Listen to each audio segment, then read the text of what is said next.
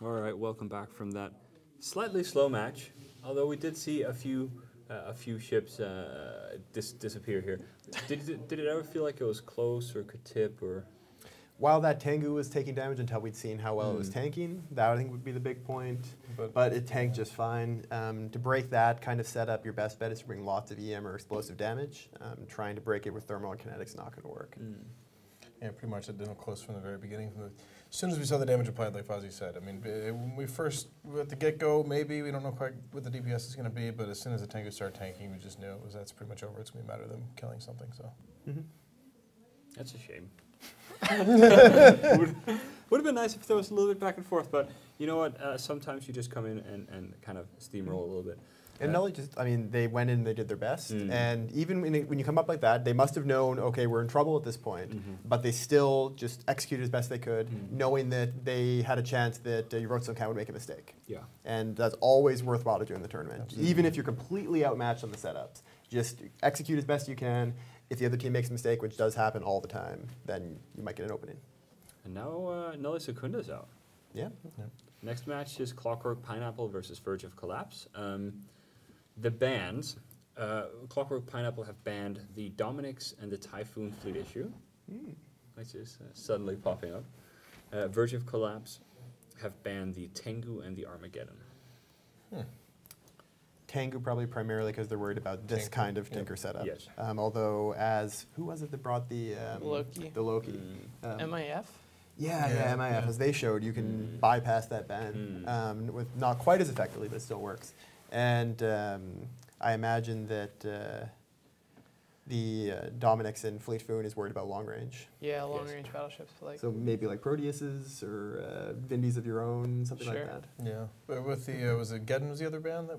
Tengu Armageddon. Tengu Armageddon. You just don't want to deal with cap warfare. Do you know what the flagships were? Maybe you'll see that here in a second. Screen, we do have the team profile screens, which I think we can probably get up and see exactly what flagships these two teams have, because I think you might be right that might also. Right, if there's maybe a Belgorn, I don't know. It's we saw earlier the Armageddon's beating out a Belgorn team. Maybe that's something I have up their sleeve. Let's just get the graphics up here and see exactly what flagships they have. Let's see. Well, so we get the results screen first. Rainbow Dash Friends, Late Night Alliance, Surely You're Joking, Choke Point. I didn't know Clockwork Pineapple had quite so many people in it. 633 members. That's more than I would have guessed. Wow, Verge of Collapse have had a bit of a tough one. Yeah, Outbreak Sleepers wrote.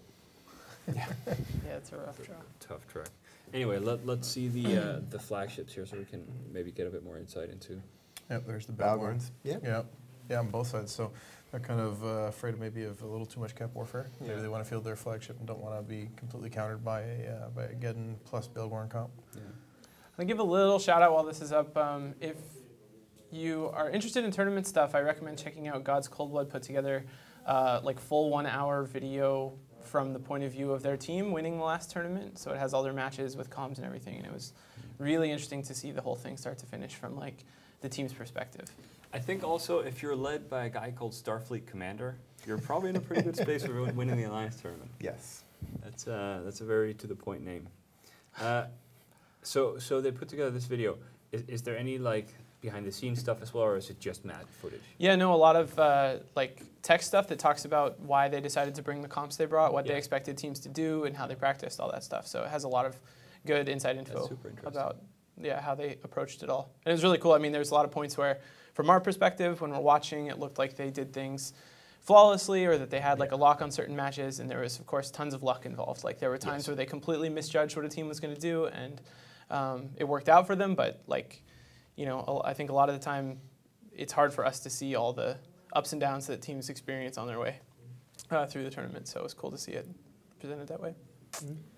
Not always as graceful as it seems, but you know, like you have to be a little bit lucky, and as long as you hide it, you know, you can kind of get away with it. And look like everything's just like perfect. And I mean, in a lot of really competitive environments like this, it's about how you handle luck when you get it. Like a lot of teams are going to have, any team is going to have luck go both ways, and it's kind of a matter of how you handle that. And good teams do a good job of it.